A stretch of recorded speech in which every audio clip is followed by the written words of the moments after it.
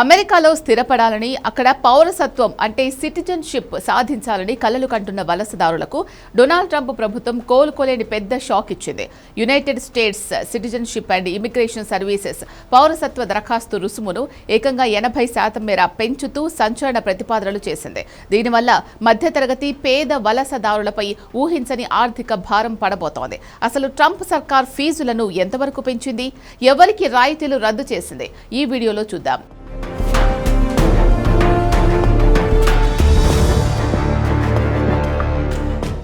వివరాల్లోకి వెళ్తే, అమెరికా పౌరసత్వం కోసం చేసే పేపర్ దరఖాస్తు ఫీజును ప్రస్తుతం ఉన్న $760 నుంచి ఏకంగా $1330కు పెంచాలని ట్రంప్ సర్కార్ నిర్ణయించింది. అంటే దాదాపు డబుల్ కాబోతోంది. ఒకవేళ ఎవరైనా ఆన్లైన్ ద్వారా దరఖాస్తు చేసుకోవాలనుకుంటే దానికి $1280 ఫీజు చెల్లించాల్సి ఉంటుంది. కేవలం అప్లికేషన్ ఫీజు మాత్రమే కాదు, ఒకవేళ సిటిజన్షిప్ దరఖాస్తు తిరస్కరణకు గురైతే ఆ నిర్ణయంపై అప్పీల్ చేసుకోవడానికి వసూలు చేసే రుసుమును కూడా మరో $645 అదనంగా పెంచేశారు. పౌరసత్వ దరఖాస్తులను పరిశీలించడానికి, దరఖాస్తుదారుల బ్యాక్గ్రౌండ్ వెరిఫికేషన్ చేయడానికి ప్రస్తుతమవుతున్న ఖర్చులు ఫీజుతో సరిపోవడం లేదని డిహెచ్ఎస్ పేర్కొంది. గత ప్రభుత్వాలు పౌరసత్వాన్ని ప్రోత్సహించడానికి ఈ ఫీజులు తక్కువగా ఉంచి ఆ లోటును భర్తీ చేయడానికి ఇతర వీసా ఫీజులు పెంచేవని టైమ్ కథనం స్పష్టం చేసింది. అయితే ఒక భారాన్ని మరొకరిపై వేయడం సరికాదని, ఎవరి అప్లికేషన్ ఖర్చులను వారే పూర్తిగా భరించాలి అనేది ట్రంప్ సర్కార్ వాదన.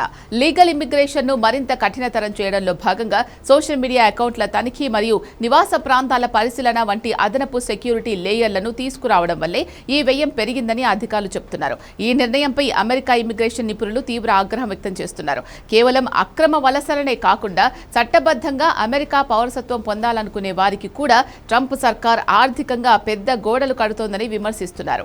ఈ కొత్త ప్రతిపాదనల్లో అత్యంత షాకింగ్ విషయం ఏంటి అంటే, తక్కువ ఆదాయం ఉన్న పేద వలసదారులకు గతంలో అందించిన ఫీజు రాయితీలు, పూర్తి మినహాయింపులను ట్రంప్ ప్రభుత్వం పూర్తిగా రద్దు చేసింది.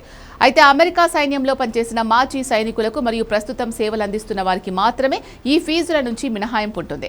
కాగా ఈ పెంచిన ఫీజుల ప్రతిపాదనలపై 60 రోజుల పాటు ప్రజల నుంచి సలహాలు, ప్రజాభిప్రాయాన్ని సేకరించిన తర్వాతే ట్రంప్ సర్కార్ తుది నిర్ణయాన్ని అధికారికంగా అమలు చేయనుంది.